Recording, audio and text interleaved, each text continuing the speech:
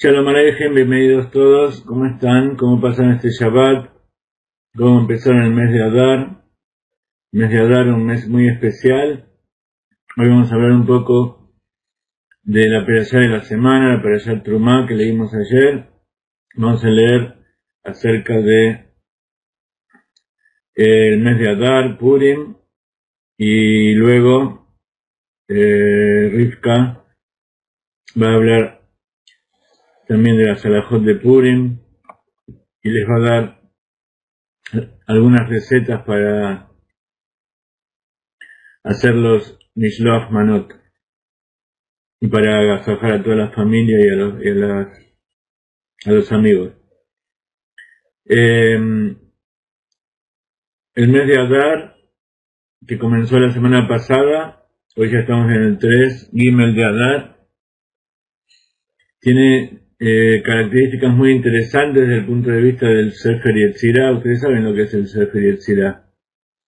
El Sefer Yetzirah es una enseñanza, posiblemente el primer libro de Kabbalah, que viene de la tradición de Abraham Avinu, y que fue pasado a la escritura, todas esas enseñanzas que se transmitieron de generación en generación por Rabbi Akiva hace unos 2000 años.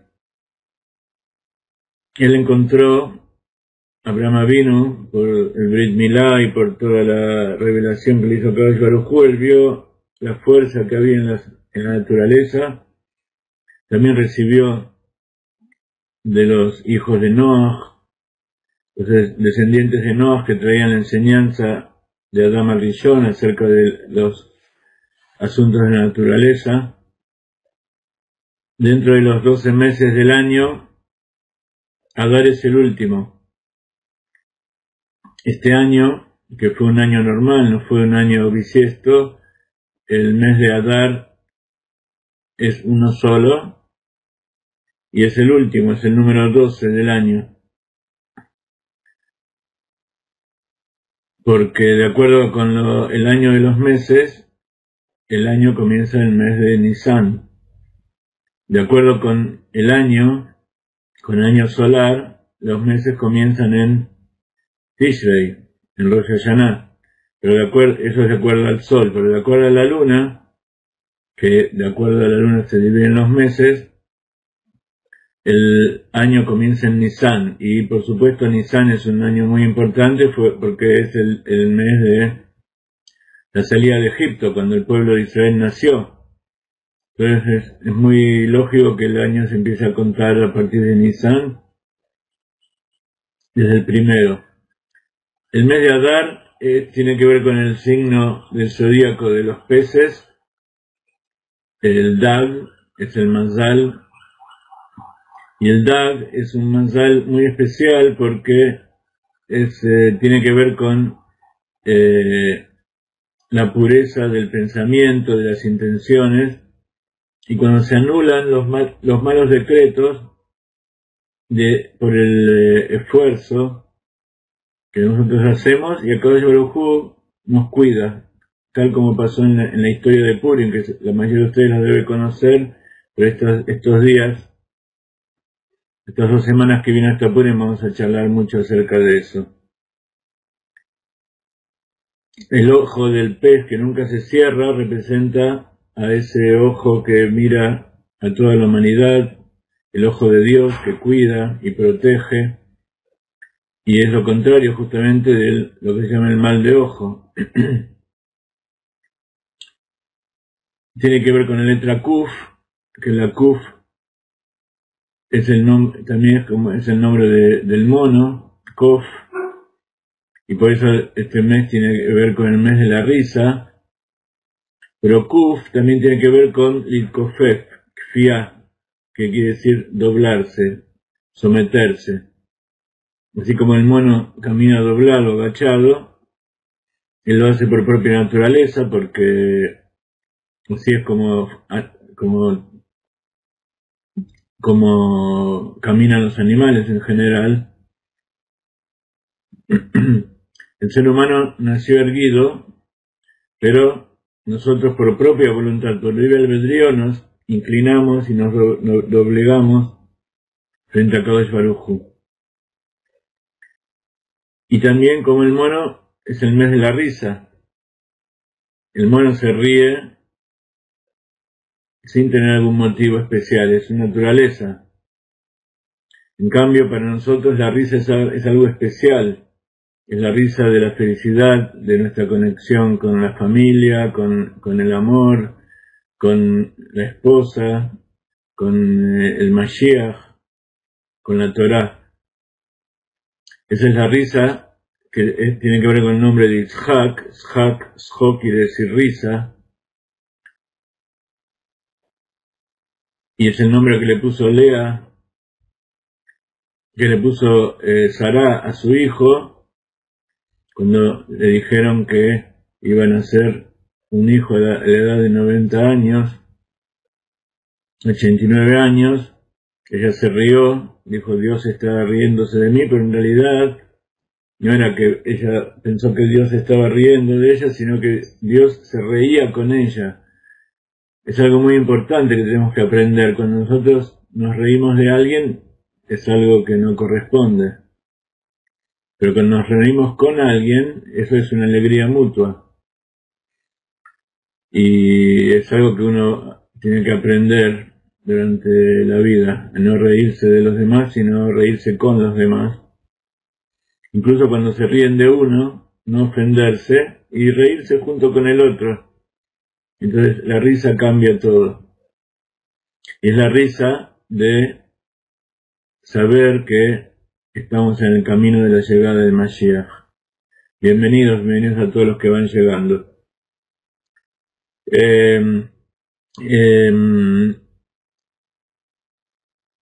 Otra característica del mes de Adar es que tiene que ver con el vaso, el órgano del cuerpo, que es el vaso, y que tiene que ver con el sistema inmune.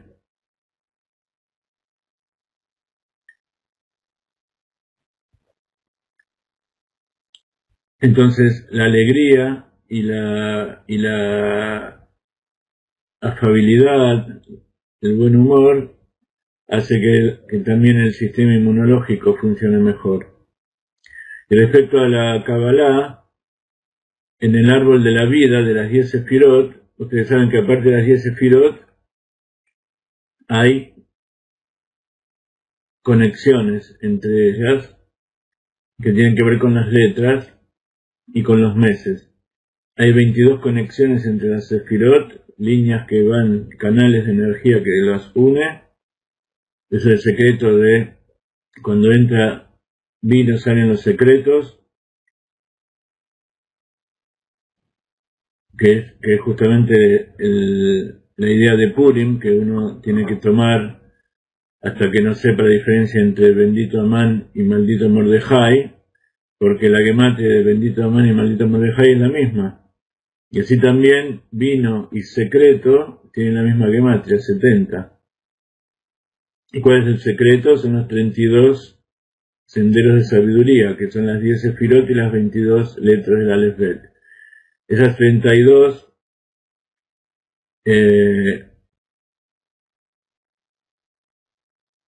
componentes que tiene el árbol de la vida de las 10 Sefirot, unidos por 22 canales de las 22 letras, a su vez, si se hacen líneas directas, van a ver que hay 12 líneas que unen las Sefirot, líneas completas. Y la línea que une a las Sefirot desde que corresponde al mes de Adar es la Sefirá que une a la Sefirá de Binah con Gesed. No vamos a entrar ahora con el tema de la Sefirot porque eso lo he estudiado muchas veces, pero la meditación en general de este mes de Adar es la relación, la unión que hay entre Binah y Gesed. Sefirot aparentemente opuestas, pero el verdadero Gesed es justamente cuando viene de la meditación y del entendimiento de Binah.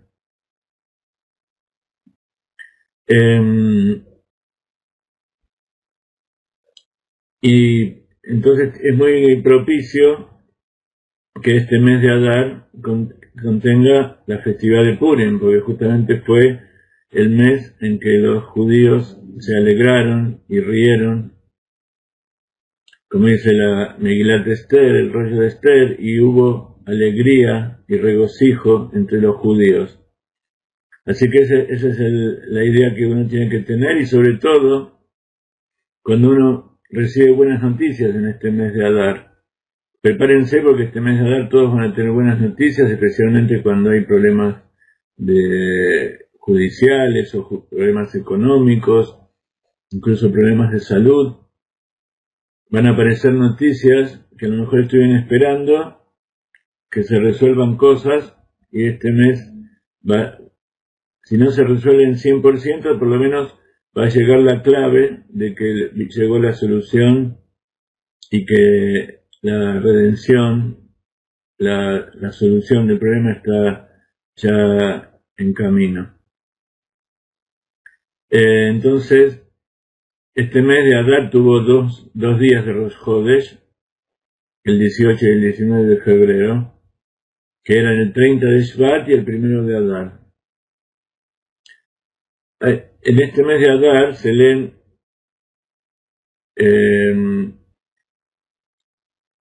parshiot muy importantes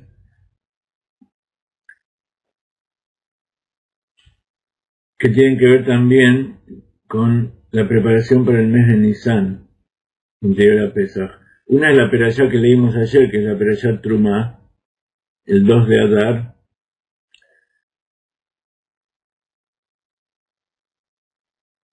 Y otra es la perashá de el Shabbat que viene, que es la perashá Tetzaveh, donde se lee la perashá Zahor. Zahor, la Haftará Zahor, que tiene que ver se lee una parte del libro de Shmuel 1, les doy ya los versos para que lo lean y entiendan de qué se trata. Es la perashá de Shmuel 1, capítulo 15, versos 2 a 34. ¿Por qué es tan importante? Porque se llama Zahor, porque Zahor quiere decir recordar. Y si ahí se recuerda la guerra que hubo entre Shaul y Amalek. Amalek fue uno de los antecesores, uno de los ancestros de Amán. Entonces hay que recordar, estos son unos preceptos de la Torá, recuerda lo que te hizo Amalek, en la salida de la época de Egipto, del exilio de Egipto, cuando atacó a todos los retrasados. Y entonces Amalek representa justamente esa inclinación que hay dentro nuestro a que nuestros puntos débiles sean los que nos llevan a hacer errores, nos llevan a traer problemas. Entonces la guerra contra Amalek quiere decir que tenemos que recordar constantemente que somos personas falibles, que somos seres humanos y que tenemos puntos débiles, y que esos puntos débiles es justamente los que vinimos a reforzar en esta reencarnación. Tenemos que aferrarnos de nuestros puntos fuertes, de nuestras cualidades fuertes, para poder rectificar esos puntos débiles que viene a atacar Amalek. Amalek, Amán, Hitler, seguramente algunos de ustedes se acuerdan cuando fue la época de Saddam Hussein, que atacó en Purim al pueblo de Israel en la guerra del Golfo, y tuvo su merecido también, muriendo de la misma manera que Amán. Así que Arafat, toda esta gente que está dirigiendo la guerra infame que está asesinando a tantas personas, seguramente también son descendientes de ellos. Se abusan de los más débiles, de las mujeres, de los niños, de los pueblos inocentes que quieren vivir en paz. Y entonces justamente la tarea nuestra como pueblo judío y los Benei Noach, que cumplen los 7 preceptos, es estudiar Torah, es aprender de todo esto y difundir entre todos los pueblos qué es lo que quiere Dios, porque la mejor forma de solucionar todos estos problemas es hacer que los políticos y que los gobiernos, que los pueblos se manejen de acuerdo con la Torah. Por eso es muy, muy importante, sobre todo ahora en nuestra época, recordar todas estas cosas y con eso darnos fuerza en nuestros momentos de debilidad para seguir nuestro trabajo sin descanso, que en definitiva, como siempre nosotros lo llamamos, es la tarea de traer al Mashiach, traer la redención a todos los pueblos. Entonces, antes de Purim se lee la Perashat Zahor, y en general Purim tiene 2 días. Las luchas del pueblo para vencer a los que seguían a Amán en aquella época de Purim fueron comandadas por Mordejai y por Esther, y también por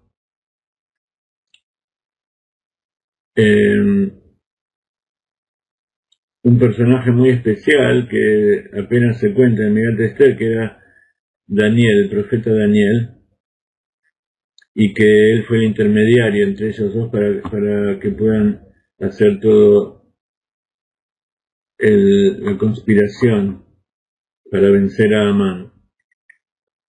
Pero luego, una vez que ya fue todo, ya se había decidido, y el rey le dio permiso al pueblo de Israel para defenderse, entonces todos los pueblos, cuando el pueblo de Israel hizo teshuvá y hizo ayuno y se comprometió, entre paréntesis, Purim es dicen los sabios que cuando se recibió la Torá, los judíos fueron obligados a recibir la Torá, como cuentan algunos midrashim, que Dios puso a la montaña encima de la cabeza del pueblo de Israel. Y en Purim, el pueblo de Israel recibió la Torá, pero por propia voluntad. Esa es una de las características de Purim. Entonces, decíamos que el pueblo judío, el pueblo de Israel, acuérdense que estamos hablando de la época entre el primero y el segundo templo, en el medio de los 70 años que estuvo el pueblo de Israel en el exilio de Babilonia, después de la destrucción del primer templo. Entonces allí Mordejai era uno de los ministros del rey, y él dirigió toda la conducta del pueblo de Israel para sobreponerse a su destrucción.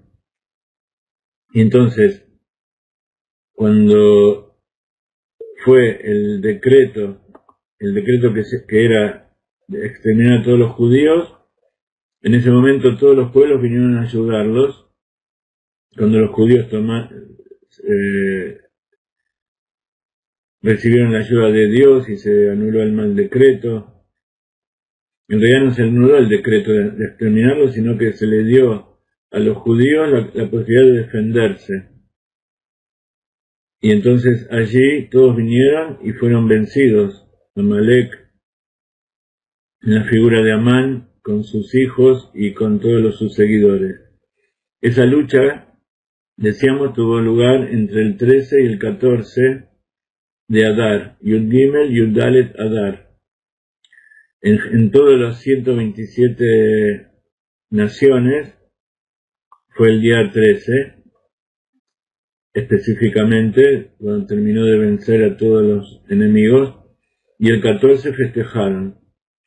Pero en la ciudad de Shushan Avirá, la capital del imperio, ahí fue el día 14. Entonces el festejo y el banquete triunfal fue el día 15.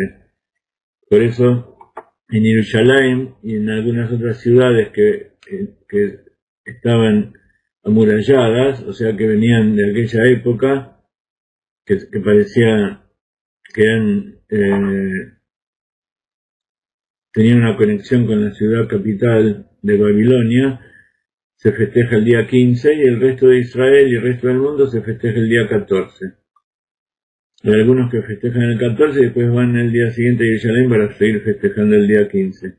Este año, como todos los años, va a haber una celebración de Galainay, así que esperemos que, como siempre, sea transmitida. Esperemos que todos ustedes puedan verlo y inspirarse para festejar ustedes también. Así que vayan preparándose. Hoy van a recibir recetas para las comidas y para los Mishloach Manot. Así que cumplan todos los preceptos de Purim y despierten a todos los judíos que vean por allí, que vean que no están muy al tanto de la situación, vayan y díganles que se despierten. Bueno, entonces el día 13 ahí está el ayuno de Esther, y el día 14 y 15, ustedes en todo el mundo, el día 14 festejan Purim. Muy bien, hasta aquí el tema de Purim. Y ahora vamos a hablar un poco de la Perashá, que por supuesto está muy conectada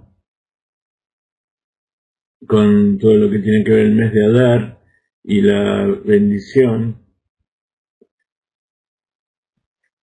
de tener un templo, de tener una tierra de Israel. En la Perashá de esta semana, que comienza diciendo Vaidaber Hashem el Moshe Lemor, y habló Abayá a Moshe diciendo Daber Bene Israel Veikuli Truma Me'et Kol Ish Asher Idvenu Libo Tikhu Et Trumati. Habla al pueblo de Israel y tomen Trumá de toda persona que de su corazón sea, ¿cómo se dice?, caritativo, que su corazón caritativo van a tomar de él la ofrenda para mí. Trumá. Entonces dice Rashi algo muy especial. Dice, ¿por qué dice Vaikhuli?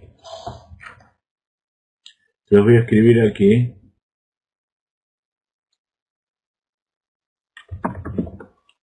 Vaikhuli.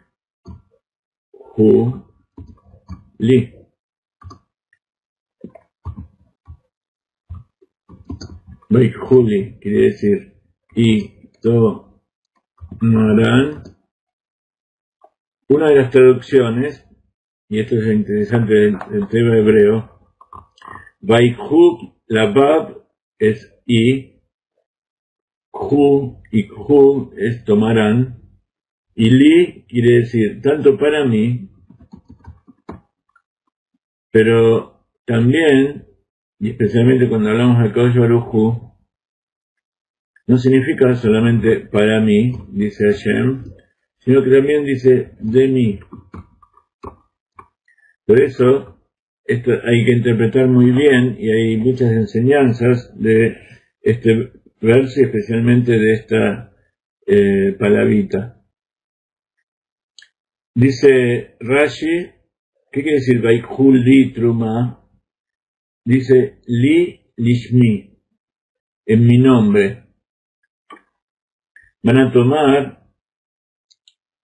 una ofrenda que no tenga nada que ver con su propio beneficio, que no tenga que ver con el honor del que da, del que toma, sino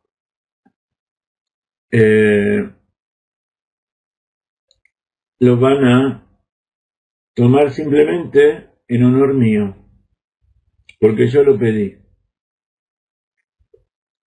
Por supuesto, Kadosh Baruj Hu, cuando nosotros cumplimos las mitzvot, Él nos llena de todo tipo de bendiciones, pero sobre todo cuando nosotros lo hacemos en su nombre, solamente por Él, en aras de Dios. Y sigue diciendo Rashi que la trumá, litrom quiere decir donar, una ofrenda, una donación, no es como el concepto de la ofrenda del corbán, que el corbán es acercar algo, ofrendar a Dios, sino que es una donación para algo que pide Dios, en este caso para ya van a ver que hay tres interpretaciones de lo que significa truma, y que cada uno tiene que cumplir con eso. Dice Rashi que hay que separar. Y Afrishuli mimamonam nidva. Tienen que separar de su dinero, de su haber, una donación. Pero tiene que ser una donación que salga del corazón, dice así.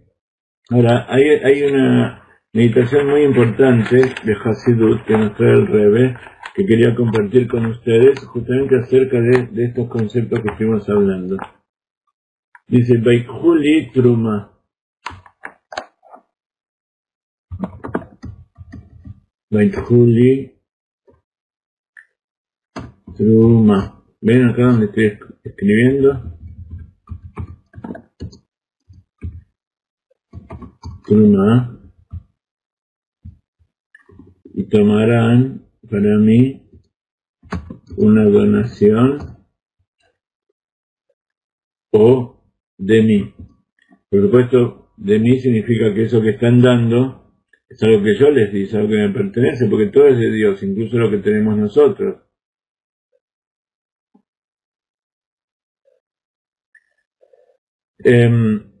Entonces, como siempre, en Hasidut, por un lado, queremos aprender algo que esté en la Torá, en la Kabbalah, que tenga que ver con nosotros mismos, con nuestra alma, para entender bien entonces el mundo que nos rodea y a Dios. Y eso se hace a través de la meditación, y la meditación en el concepto y en el detalle que hay en cada una de las palabras, porque cada una de las palabras, de las letras, de los puntos, los espacios que hay en la Torá, tienen un significado. Entonces, recién decíamos que Li quiere decir Lishmi, en mi nombre. Pero hay un problema con estas palabras. ¿Por qué? Dice, hay que dar una donación que tenga una intención en aras de Dios. Pero entonces tendría que haber dicho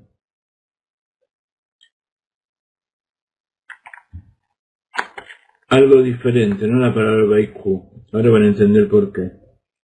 ¿Qué dice la halajá respecto de esta truma?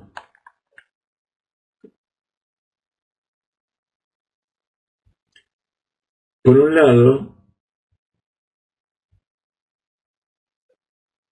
la trumá tiene que ver con los 13 elementos que se donaban para construir el santuario, el santuario del desierto. Esa es la primera donación. Después todo eso a través de los años, de los 40 años que estuvieron en el desierto y después cuando entraron a la tierra de Israel. Piensen que en la tierra de Israel, desde que salieron de Egipto hasta que se construyó el primer Bet HaMikdash, pasaron 400 años. El primer Bet HaMikdash duró 410 años. Luego hubo esos 70 años de intervalo del exilio de Babel, en que el Bet HaMikdash estuvo destruido. Luego se reconstruyó y fue el segundo Bet HaMikdash, que duró 420 años. Entonces hay una sucesión muy interesante de años donde el Mishkan, o las distintas formas que iba tomando el santuario, que todavía no era el santuario fijo de Yerushalayim, estuvo 400 años, después 400 más, y 410 años más, y luego 420 años más, el primer y segundo templo. O sea que todo esto fue hecho, si contamos los 70 años del exilio de Babilonia, fueron exactamente 1300 años. Sin el exilio fueron 1230.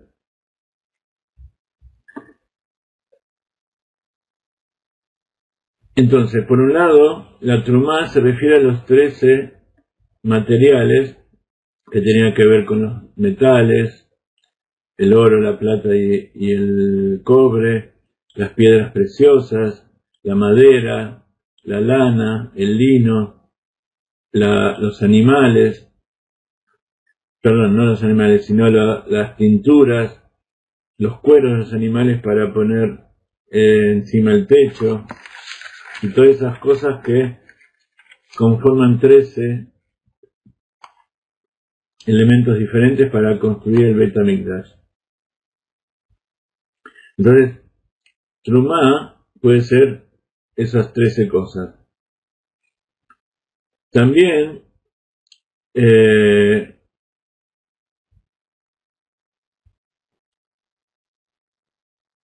hay una Trumá que es para construir específicamente los Adanim. Adanim son los pies de plata donde se ponían las columnas de madera para formar el santuario. Y también hay otra Trumá que tiene que ver con la ofrenda de los korbanot. Esa Trumá, esa donación era para comprar los korbanot, lo que se llama korban tzibur, las ofrendas de la comunidad. Todos tenían que poner dinero, entonces cada día se ofrendaba un animal para expiación de toda la comunidad en general. Entonces hay 3 tipos de donación, pero de todas maneras esas donaciones tenían que ser, de acuerdo con la Torá, aparentemente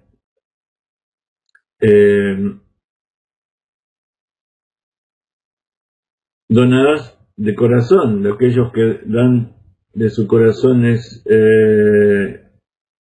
sale de su corazón. Pero sin embargo,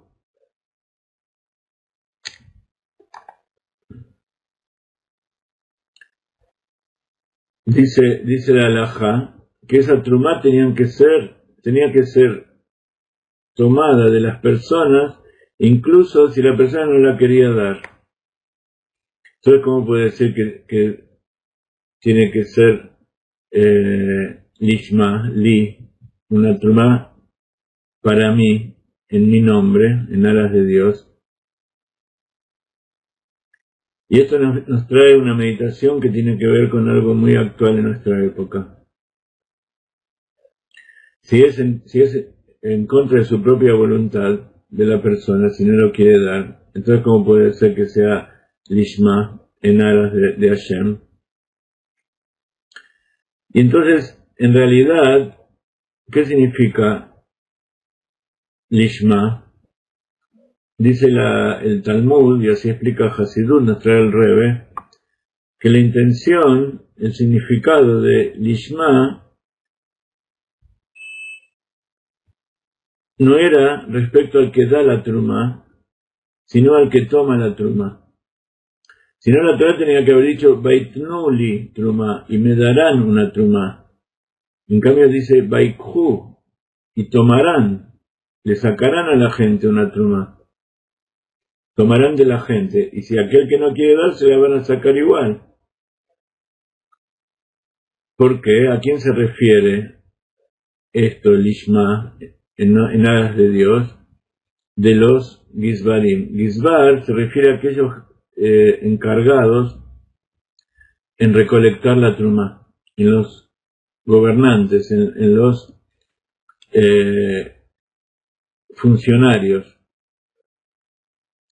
Entonces por eso está escrito Vaikhuli, lo Vaitnuli, y van a tomar para mí, no que van a dar para mí. Entonces, esa persona que toma la trumá del pueblo y la dedica a Dios, él la tiene que tomar en nombre de Dios. Y ese es justamente el error de nuestra época. En nuestra época la gente da, incluso la mayoría de las personas que dan impuestos al gobierno, lo dan en contra de su voluntad, si fuera por ellos no darían nada. Pero el problema, ¿por qué no quieren dar? Porque el que toma esa trumá y la tiene que utilizar, no la utiliza para el bien de la comunidad, no la utiliza en nombre de Dios, sino que la utiliza para su propio beneficio, tanto para su honor como para tenerlo para robar, y etcétera, etcétera.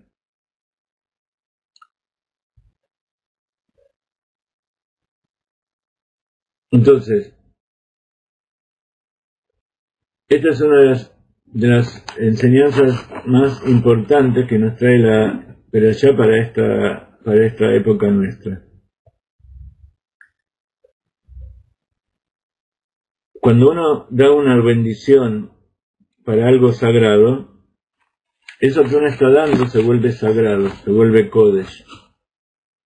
Y cuando uno da ese 10%, no solamente se vuelve sagrado ese 10% que uno da, sino que todo el 100% de lo que uno tiene se vuelve sagrado. ¿Qué quiere decir sagrado? Que cuando nosotros lo damos ese 10%, significa que estamos declarando que el 100% pertenece a Dios, no nos pertenece a nosotros. Y que nosotros solamente lo tenemos porque Dios nos da para hacer una tarea en este mundo. Vinimos acá para hacer una tarea y Dios nos da los materiales y lo necesario para que nosotros la hagamos. Pero siempre tenemos que declarar, ya sea cuando bendecimos lo que comemos, cuando bendecimos por el bien que recibimos, por las cosas buenas que Dios nos da, cuando damos una donación en nombre de Dios, tenemos que saber que eso tiene que salir del corazón. Pero dentro nuestro también tenemos esas dos partes. Tenemos esa parte que es el alma animal, que es el que trabaja y se esfuerza y que gana el dinero y no quiere desprenderse de él. Y dentro nuestro está el alma divina, que sabe que todo eso que hizo, lo hizo porque Dios le permitió.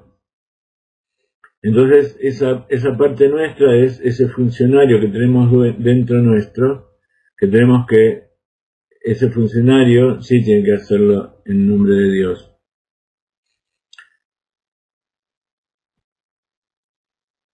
Y entonces esa es justamente la lucha constante que hay en la persona, de luchar para ver quién triunfa, si el alma divina o el alma animal.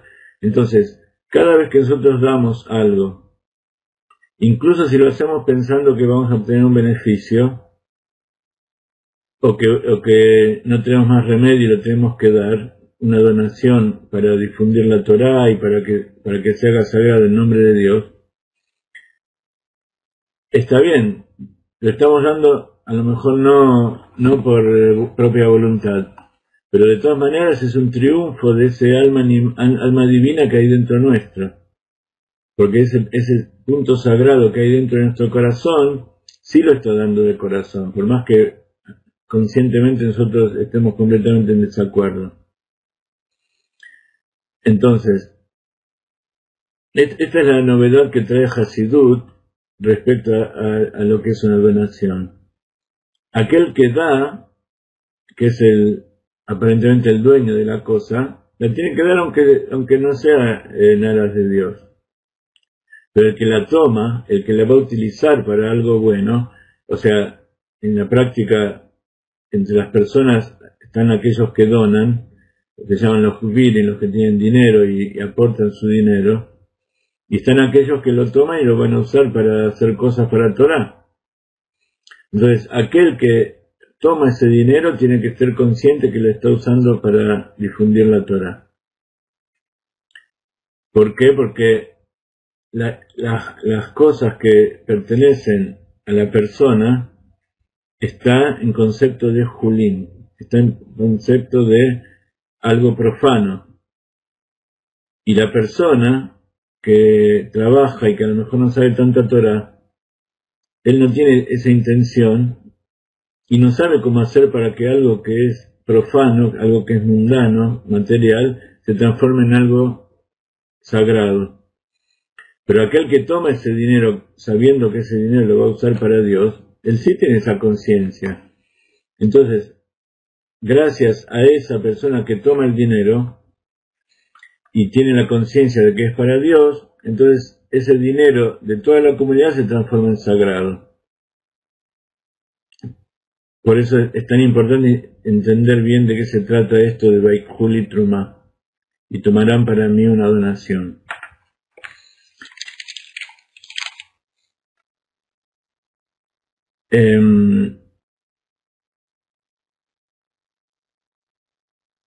Entonces, para que una donación se transforme en un verdadero trumá, se transforme en una verdadera ofrenda para Dios, no solamente uno tiene que dar, por eso es importante saber a quién se da, porque uno piensa que a lo mejor uno da y después, pase lo que pase con ese dinero, eso se hizo sagrado. No, hay una responsabilidad del que da, de darlo para algo que sea correcto. Pero sobre todo el que toma ese dinero, y eso lo vemos hoy en día en forma muy salvaje, como estos musulmanes están llenos de dinero y millones, no solamente los del ISIS, sino en todos lados están haciendo y recibiendo donaciones, incluso en nombre de la Kabbalah, en nombre de un montón de cosas, que en realidad están abusándose y están usando eso no para difundir la Torah, sino para engrandecer su nombre o para propio beneficio. Entonces, es importante que eso que es material se transforme en sagrado. Y para eso tiene que haber dos componentes. Y el segundo componente, que tiene responsabilidad, tiene que saber que eso sea en nombre de Dios.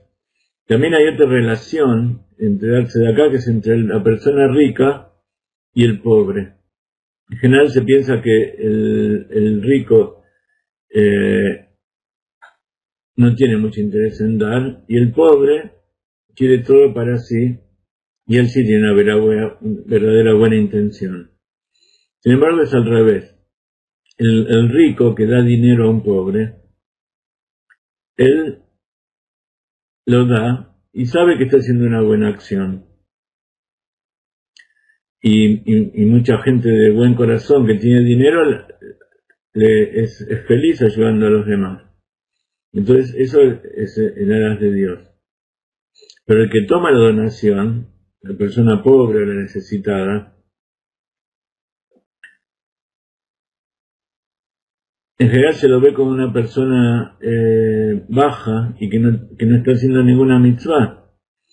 Sin embargo, pregunta los jajamín, ¿por qué Dios hizo pobres y ricos? ¿Por qué no hizo a todas las personas ricas o con las necesidades satisfechas, que todos tengan lo que necesiten? Entonces no va a haber pobres, no va a haber necesidad de que uno le dé al otro. Justamente, Dios creó el mundo primero, Olam HaTov, el mundo del caos, donde nadie necesitaba a nadie, o mejor dicho, nadie se interesaba por el otro, y nadie tenía interés en dar y ayudar al otro, sino que cada uno quería ser propio. Esas son las 7 cualidades del corazón del Tou, no rectificadas, que tienen que ver con los 7 reyes que había en la tierra de Israel, de los cuales la Torah dice, nació y murió hasta el 7º. Entonces, esos 7 reyes que había antes de la pueblo de Israel, antes de que el pueblo de Israel entre a la tierra, reinaron pero murieron, no dejaron nada dentro de sí. ¿Por qué? Porque cada uno pensaba en sí mismo y peleaban todo el tiempo, querían reinar. Se llamaba Ana Emloch, yo voy a reinar.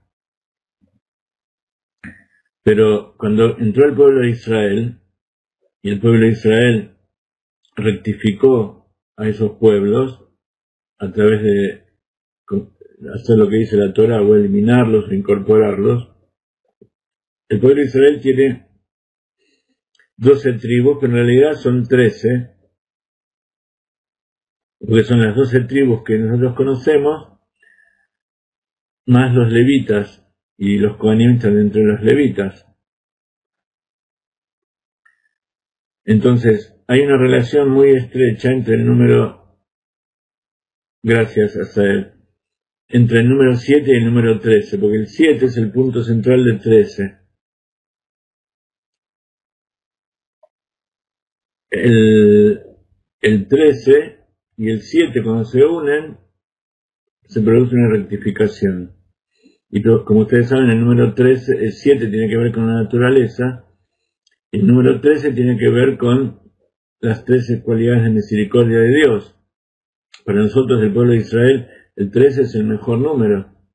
Es la palabra de la gematria Ejad, de la palabra Ahavá, amor, las 13 cualidades de misericordia, las 13, 12 más 1 Shvatim, tribus del pueblo de Israel, etcétera, etcétera. Hoy vimos que hay 13 tipos de ofrenda que se hacían para construir el templo. Entonces es un número muy especial que sirve para rectificar la naturaleza.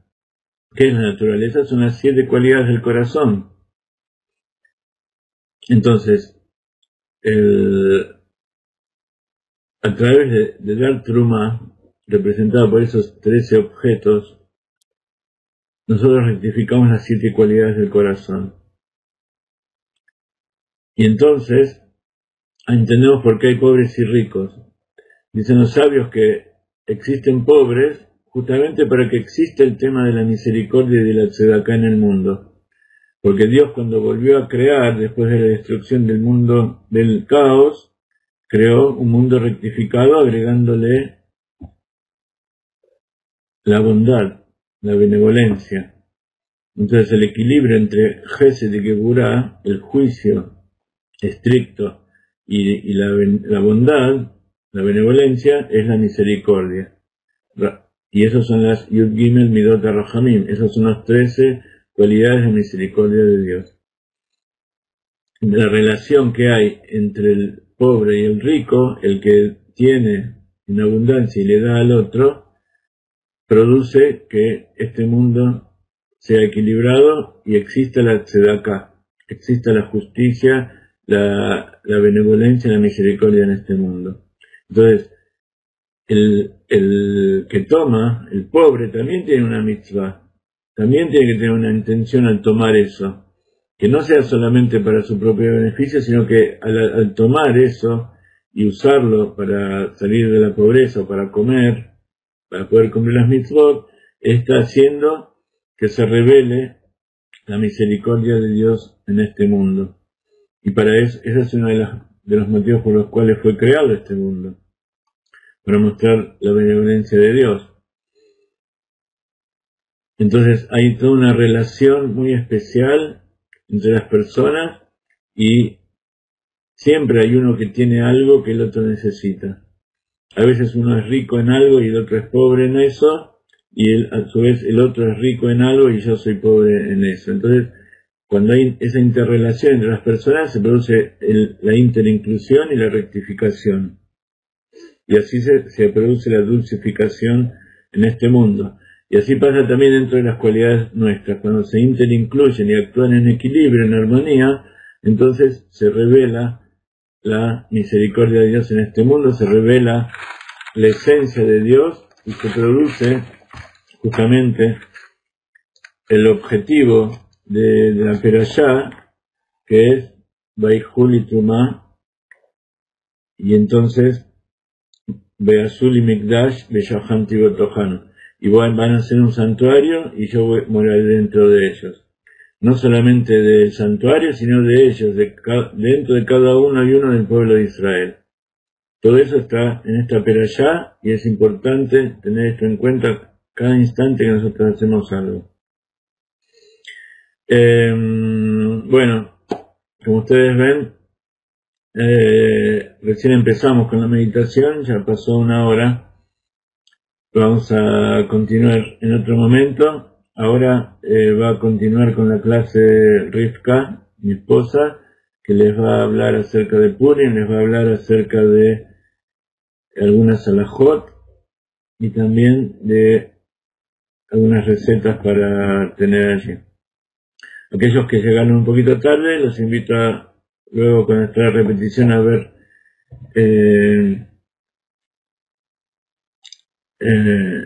de nuevo del principio. Y acuérdense que dentro de 3 horas tenemos la clase de el Bati Legani, vine a mi jardín. Así que bueno, vamos a poner una melodía del disco de Purim, Acuérdense, aquellos que no tienen el disco de Purim, que me escriban a jaime770gmail.com y les vamos a enviar algunas melodías por internet, por el email, para que ustedes la puedan bajar a la computadora y escuchar melodías de Purim. Que tengan todos buena semana, buen mes, Shavua Tov, Chodesh Tov, y siempre con alegría, porque Mishenichnas Adar Marbim Besimcha. Cuando entra Adar, aumenta la alegría.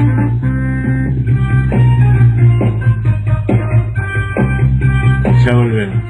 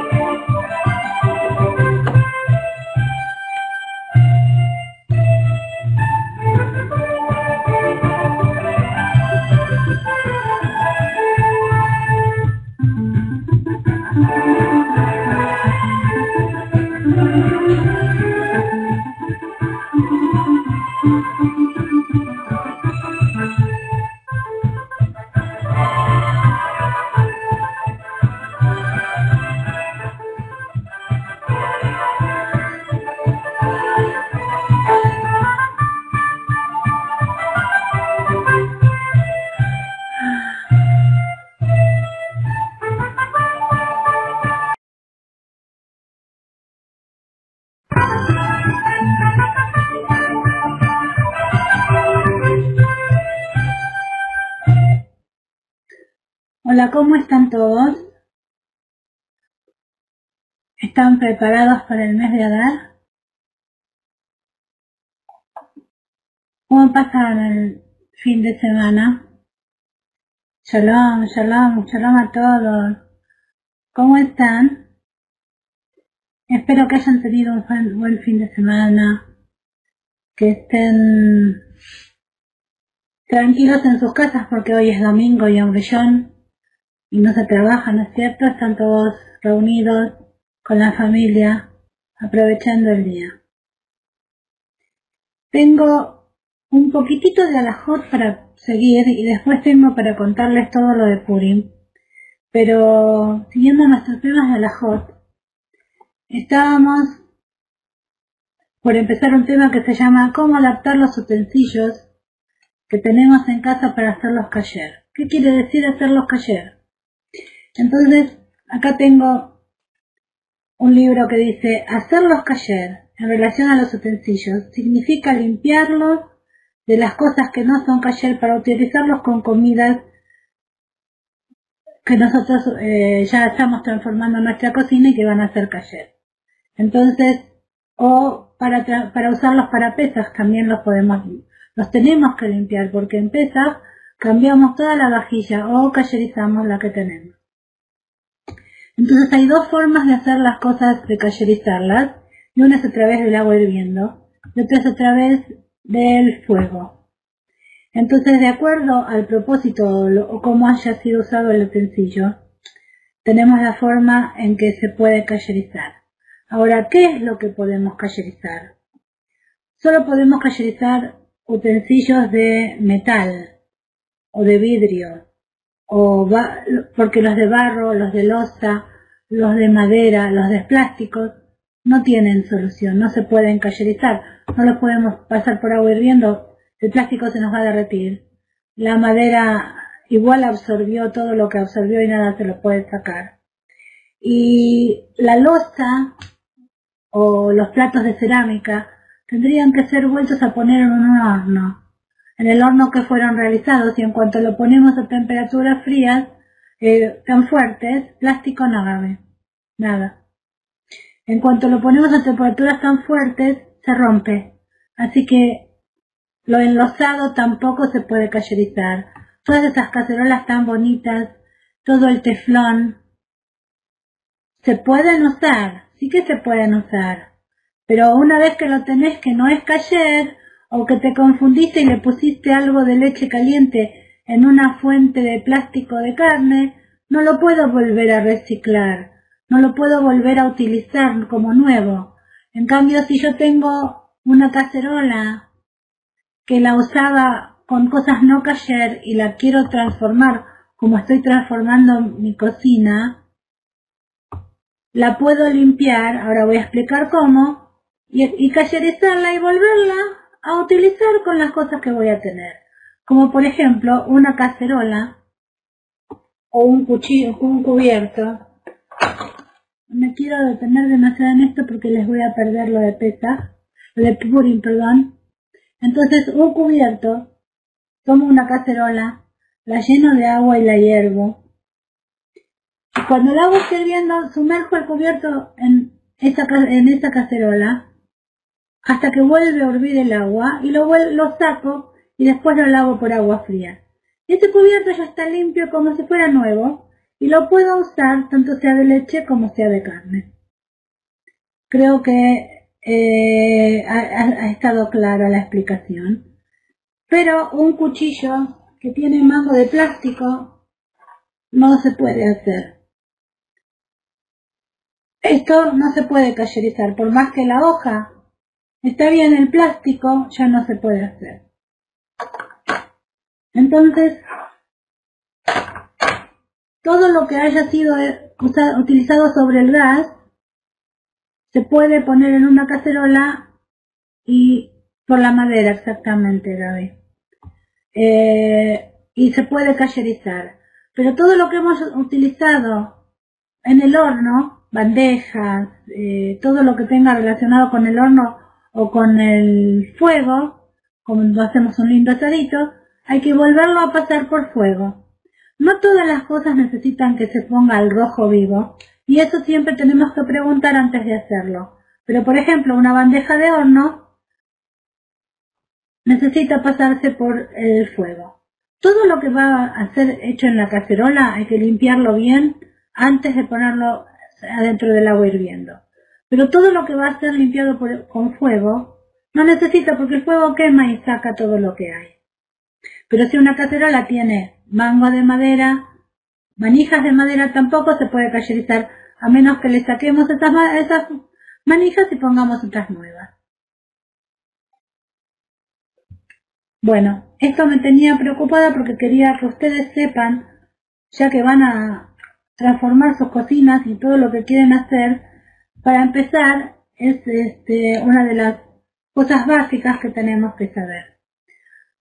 Ahora les voy a contar que tenemos la guía de Purim y les traje unas lindas recetas. Y acá traje también el modelo terminado, sin cocinar. Y les cuento entonces que la fiesta de Purim, como todos saben, se festeja el 14 de Adar. Y también hay un Shushan Purim. Y de ese tema les quería hablar.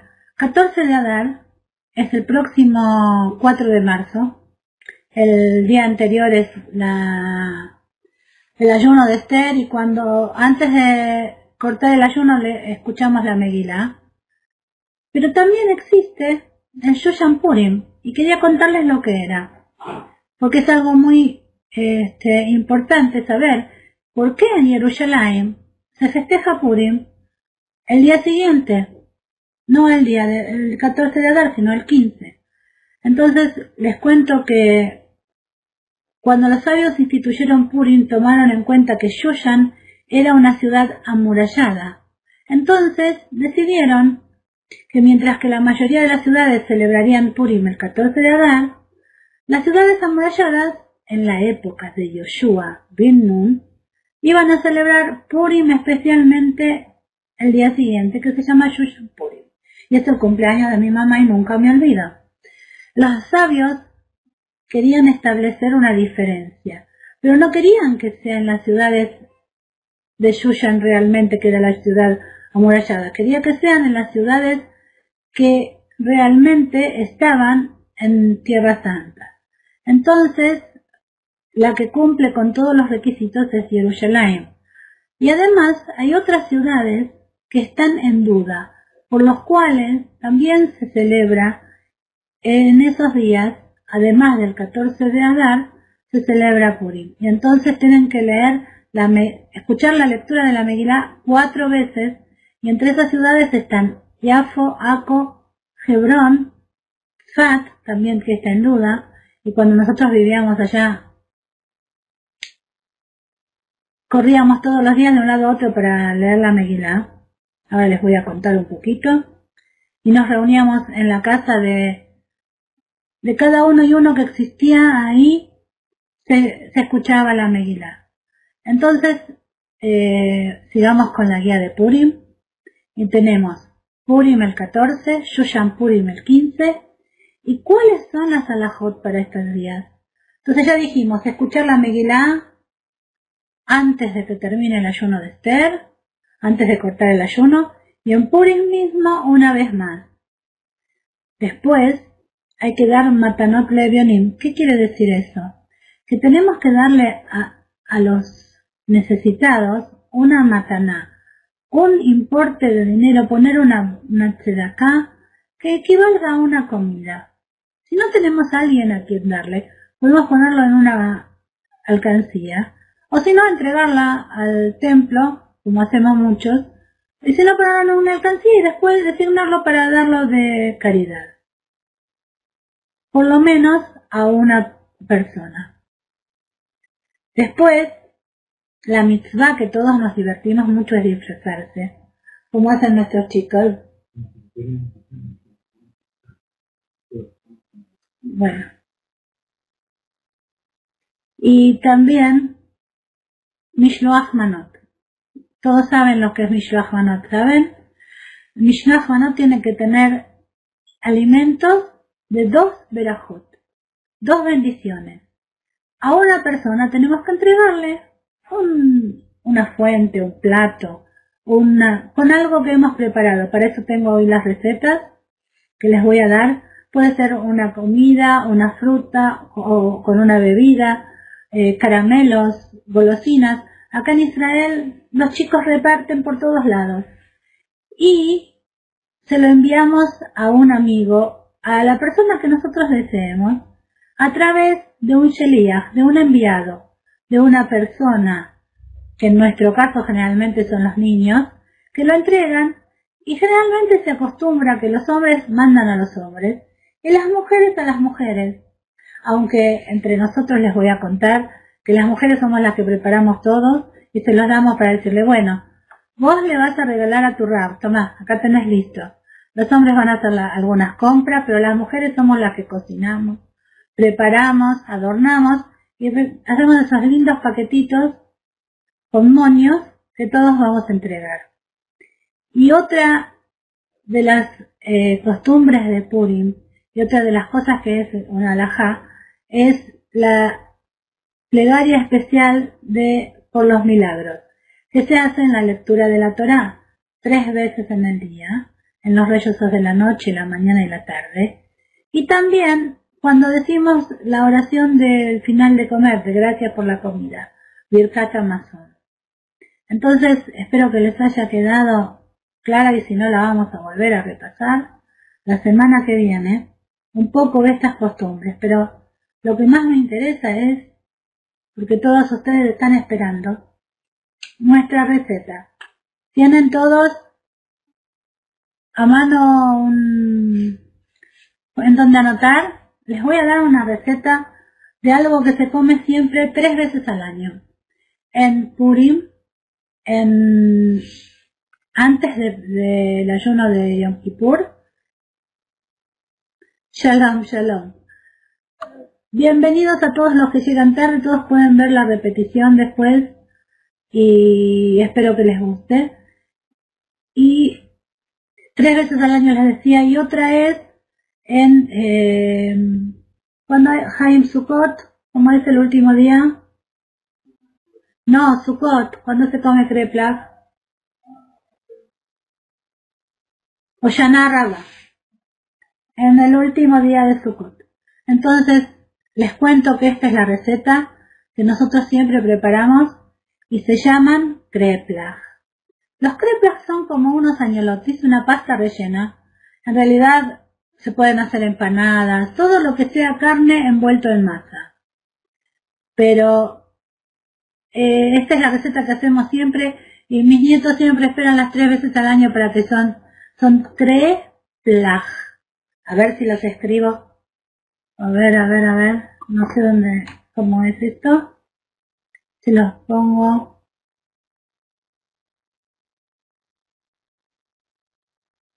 Jaime, quiero escribir una palabra acá.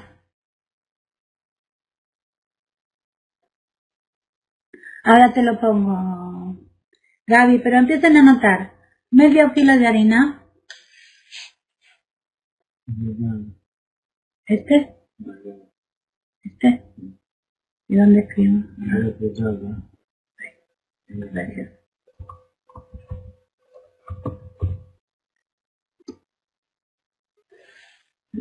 Sí, muy bien, así está. Entonces, tenemos medio kilo de harina. Yo les voy a ir mostrando. Lleva 2 cucharaditas de polvo de hornear, media taza de aceite, una cucharada de sal. ¿Están anotando? ¿Están todos por ahí?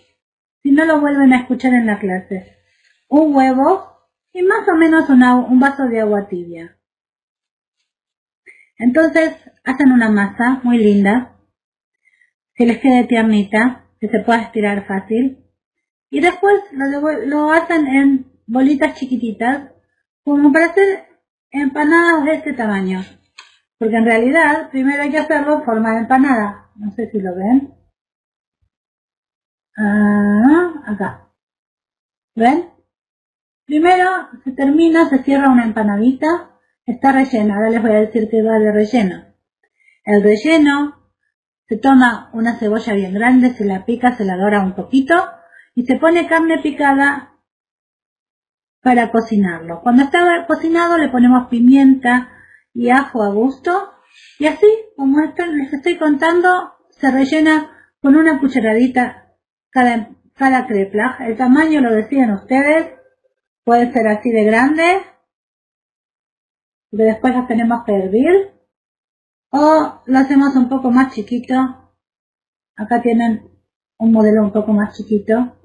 Y una vez que está cerrado y apretado bien los bordecitos, estiramos las puntas, las juntamos y las doblamos para adentro. Y nos queda un kreplach. ¿Lo vieron? ¿Están?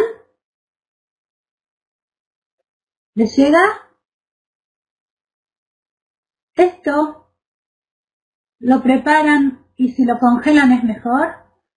Y cuando lo van a querer utilizar para comer en la comida de Purim, les voy a mostrar de vuelta otro kreplach como se cierra. Ahí va. Estiramos las puntas, las juntamos y las damos vuelta y lo apretamos bien fuerte y nos queda. Una vez que tenemos hecha la cantidad que queremos, el medio kilo rinde un montón. Yo generalmente utilizo 1 kilo y me salen unos 90, más o menos. Es como una oreja, sí, exactamente. Entonces, una vez que está así, ponemos agua hirviendo con sal y aceite. Y cuando el agua está bien hirviendo, los vamos echando en el agua. Cuando suben, esperen 5 o 10 minutos, todos saben cocinar pastas. Y después hacen una salsa, como a ustedes les guste, le ponen una salsa o se pueden poner adentro de la sopa y comerlos adentro de una sopa. Acá a la gente les gusta mucho hacer sopa, caldo de pollo y cocinarlos adentro y comerlos. A nosotros nos gusta más con salsa de tomate. Esta es una de las recetas típicas para esta época. Y otra más son los osnei Amán, las orejas de Amán. Osnei Amán, vamos a escribir. Osnei Amán. Bueno, Amán con o sin H. Es a gusto de ustedes. Osnei Amán. Entonces, sí, vamos a dictar la receta de los osnei Amán. Agua hirviendo con agua y aceite, sí. Aceite y un poco de sal en el agua, Gaby. A tus hijos les va a encantar. Y el que no quiera rellenarlo con carne, lo puede rellenar con pollo molido o con verduras o con lo que quiera. Pero acostumbramos, como es Purim, comer carne envuelta en masa. Entonces ahora están preparados para la receta de los osnei Amán. 3/4 taza de azúcar, 4 huevos, 2 cucharaditas de polvo de hornear, 1 taza de aceite o de margarina, un poco blanda la margarina, un chorrito de esencia de vainilla, 2 o 3 cucharadas de jugo de naranja, y es optativo, el que quiere le pone ralladura de naranja, yo no la utilizo, en realidad no. Y hacen una masa con esto, la amasan bien, las dos masas hay que dejar, esta y la anterior la dejan descansar media hora, antes de utilizarla. Y de relleno, con medio kilo de dulce del que ustedes quieran, están perfectamente bien. Acá se usa mucho el dátil, el chocolate, la pasta de chocolate, pasta de maní dulce, dulce de albaricoque. También se le puede mezclar frutas secas, nueces, todo lo que a ustedes les guste. Y entonces hacen otra vez redondelitos del tamaño que más les guste. Yo los hice chiquitos, como es una masa dulce y una golosina, no hace falta que sea tan grande. Vamos a ver. Y una vez que lo tienen, Vamos a ver si lo ven. Ahí está. Y una vez que lo tienen el redondelito, ponen un poquito en el medio, como un poquito más de media cucharita de dulce, y lo cierran como un triángulo. Siempre dejen un pedacito abierto para que el dulce no les haga explotar las masitas. ¿Sí? ¿Lo ven? Y cuando tienen cerrado el triangulito, para que parezcan las orejas de Amán, le aprietan las puntas. ¿Ven? Lo cierran bien y lo aprietan así. Y aquí tenemos a las orejas de Amán. Aquí se venden de todos los gustos, de todos los colores, de todos los sabores. Acabo de cerrarlo demasiado. Con semilla de amapola y miel también es otra posibilidad. 4 vasos de harina, Gaby. Todavía no terminé con la harina, me olvidé. No lo anoté. 4 vasos de harina. Perdón.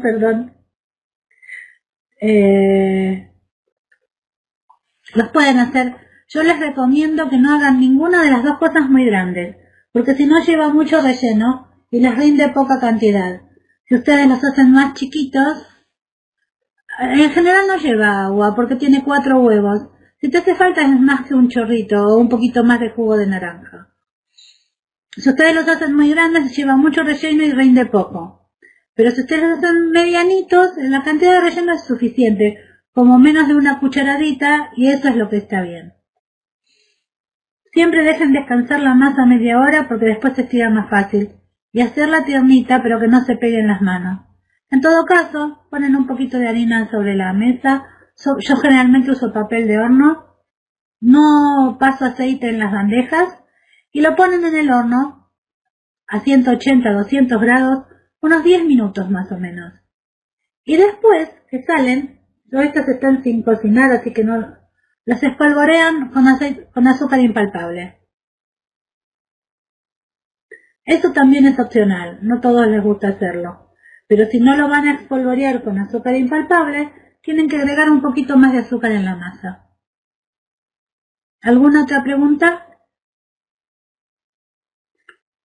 Espero que les salga rico, que prueben esta semana y ya dejen preparados para Purim y solamente las tengan que hornear, las sacan del congelador, del freezer y van al horno. Espero que les salga rico y que me muestren 3/4, dije azúcar al principio, 3/4 vaso. Azúcar, huevo, aceite. Si querés, Gaby, te lo repito. ¿Sí?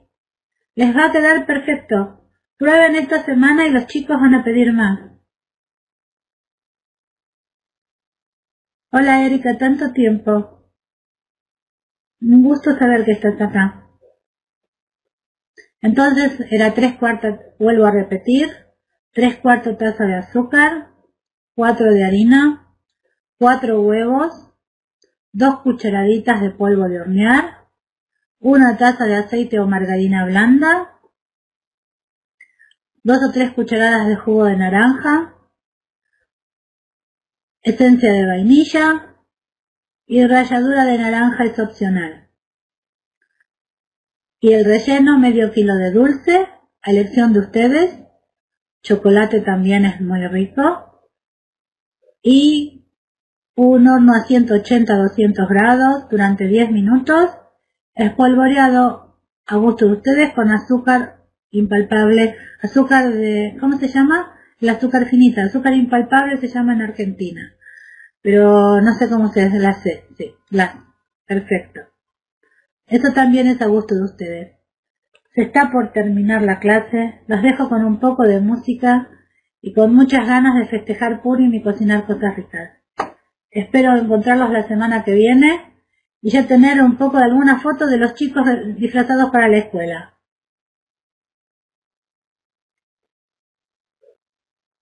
Gracias por estar con nosotros. Y acuérdense, queremos hacerle un Mishloach Manot al Rab y a ver si mandan una que de acá, si entre todo el grupo de Gala Naim en español podemos contribuir a mandarle un hermoso Mishloach Manot al Rab. Esperamos la contribución de todos y Shalom, Shalom a Israel, Shalom a la familia, que tengan una buena semana y que tengan muchas alegrías y que todo lo que sea con mucha simja, alegría desde lo profundo del corazón. Gracias a todos.